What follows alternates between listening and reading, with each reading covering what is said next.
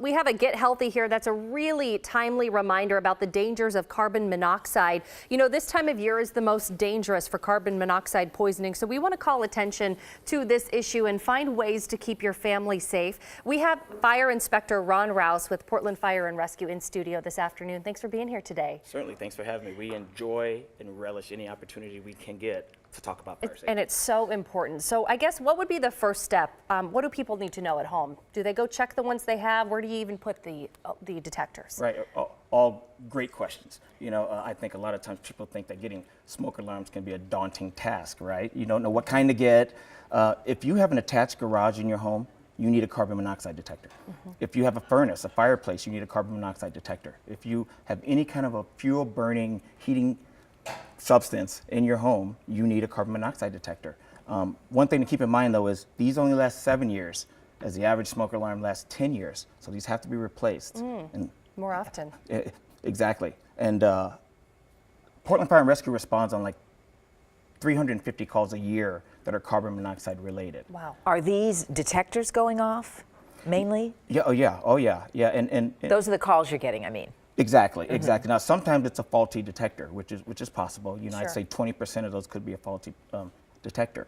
But you have to keep in mind, at 35 parts per million to 200 parts per million of this, you start to feel some kind of a effect.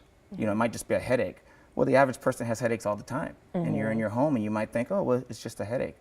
Well, at some point, once it gets to the 200 parts per million to 800, now you have a headache. You start to get nauseous. You start to get dizzy, and then you have a problem. But exactly why they call it the silent killer, because at first you just write it off as any other symptom and you just go back to sleep or whatever it is. So That's very exactly dangerous. right. What's scary as well is, you know, it seems like when we report on these things, the family is sleeping.